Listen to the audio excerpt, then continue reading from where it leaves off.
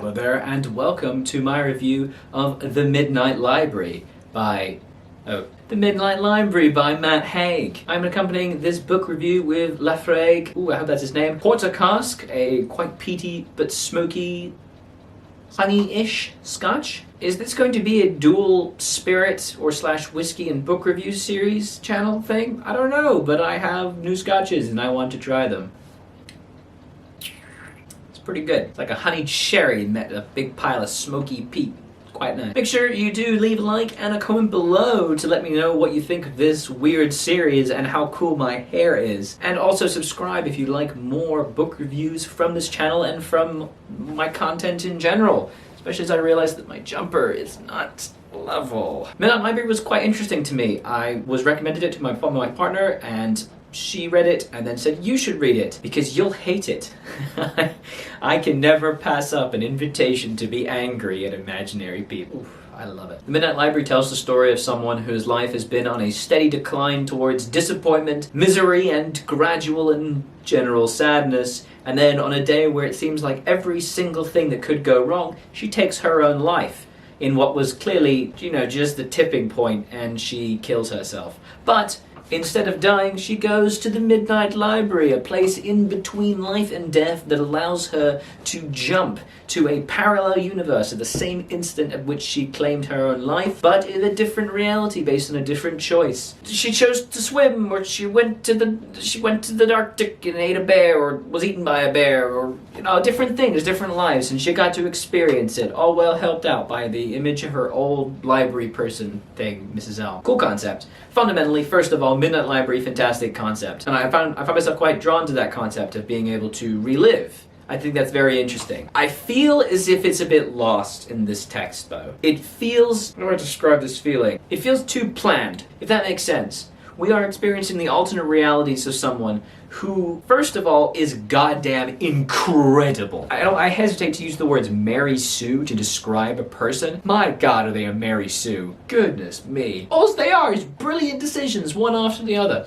Sorry, brilliant decisions, brilliant capabilities. They're an Olympic swimmer. They're an Arctic person with glaciology. They're PhD philosophy lecturer at Cambridge. And she's gorgeous and everyone loves her. At every step of the way, it appears this person is just better than her. Oh, she's a rock star! She's a rock star for an internationally famous band. Every step of the way, she's just better than everybody, but the base life we have, her root life that we have, is like her worst or something. It feels like the author has a very clear and determined picture of where we want to get. And I'm not going to go into spoilers in terms of what the things that she experiences. And frankly, the fact that I've already mentioned that she becomes a glaciologist and a rock star is extremely obvious given the first couple pages. She's like, man, I wish I'd been a glaciologist, and man, I wish I'd stayed in that rock band that I left.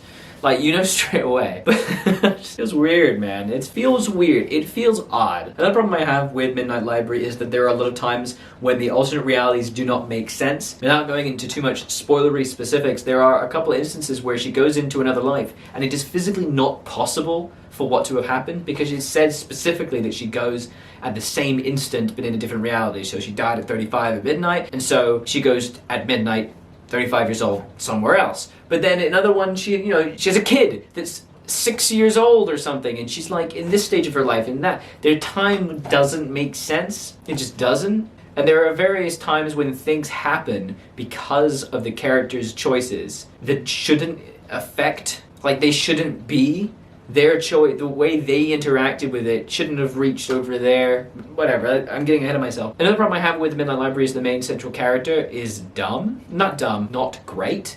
She seems to base all of her importance of her entire existence based on what everyone else does and where they are in their life. And I find that an inherently toxic mentality. And I think that's my fundamental problem with the Midnight Library. It's toxic. The toxicity of Midnight Library is that the perfect reality is the one where you don't matter, that everyone around you does. Wherever she goes, if someone is dead that she knows, she cannot handle it. No, that's dumb. I find that frustrating, and I'll tell you why. I'm going to spoil this one bit. There's one reality she goes to where she's an international rock star and her brother is dead. By the way, it contains a stupid misdirect where he says, "Where's Joe?" And then he's like, "Oh, Joe's over there doing this." And he's just like, "Oh, good, Joe's alive." Twist, she's dead. He's dead. Why did you say Joe is over there? I did. Joanna, our manager, is right there. Bollocks. Get out of here. That is so lame.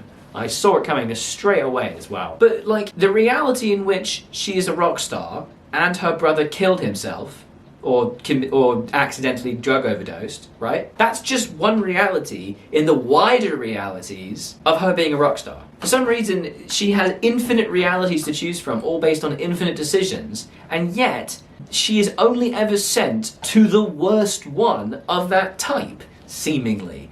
And that's dumb. There are plenty of infinite realities where she is a successful rock star and her brother didn't die of an accidental drug overdose. In fact, there are probably way more because it was an accident. Petey. She's not being sent randomly, she's being sent based on the whims of the person sending her, which is, like herself, it's a psyche, whatever. But it's unnecessary and dumb, and it feels so forced. There are also a number of times when characters, primarily the central character, Nora, but other characters have these epiphanies, but like Nora will say something and realize something like integral to life and the universe and everything, and then just forgets it.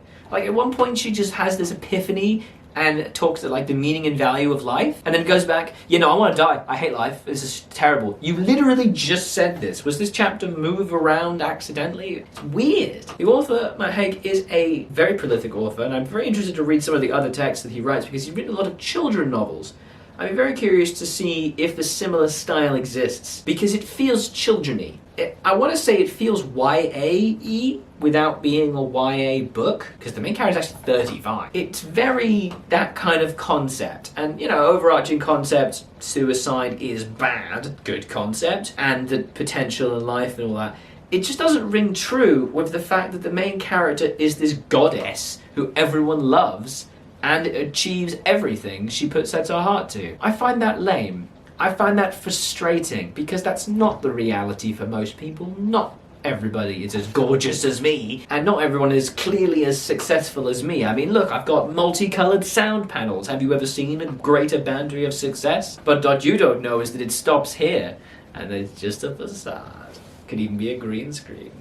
I actually do have green screens over there, but I'm not using it because the light didn't work. It feels like the message of this text is very clear, but it's undeserved. And I'm not a fan of an undeserved moral. Other than that, I actually find Midnight Library okay. I wouldn't call it a particularly amazing text. I didn't hate it. Definitely didn't hate it. I wouldn't say I liked it though. I'd say for my Out of Love review, which hopefully came up before this, because I'm definitely not filming these in the same day with different outfits on. I feel like I still kind of enjoyed Out of Love, but Midnight Library I found very frustrating. The writing is stilted and odd at times and feels deliberately dumbed down for a younger audience of which I am not a member, but it doesn't feel like it is geared towards a younger audience. The moral is obvious and very readily available, yet it takes a very long time to get there, despite the fact the book is actually quite short, I think.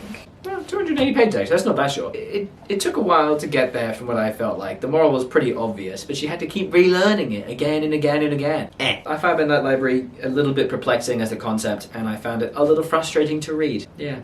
I found it frustrating. It had a point, it was weak on that point and took a long time to get to that point, and the point was obvious and very readily available, yet the character wouldn't achieve it, and even then the character still took the wrong lesson, I feel, from it. But that's just my take. You might have a different one. Please let me know in the comments if you disagree with me fundamentally and you think I'm wrong. I would really like that. Please do tell me if you think that I am just incorrect in what I believe. I would like that greatly. Thank you so much for watching. Like I said at the beginning of the video, make sure you do leave a like because it helps out so much. Do comparatively also dislike the video if you disagree with me in a fundamental way, or maybe you just don't like the fact that my beard is a bit weird. I would love a comment down below to let me know everything about your thoughts on the Midnight Library. It's a very successful, prolific book, and I think a lot of people have read it. And again, thank you very much for watching. Do subscribe to the channel for more book reviews and possibly cooking videos and, I don't know, other stuff too. I'm gonna keep drinking this and think about things. Isn't this a fancy glass? It looks nice, right? I got it as a gift for a not leaving thing, but I got it as a Christmas gift from a job I hated from people I didn't like. And they gave it to me because I have a beard and I like whiskey. So obviously I should get a whiskey tasting glass. I don't think that should be in the video. Smoky, but a little bit perplexingly confusing.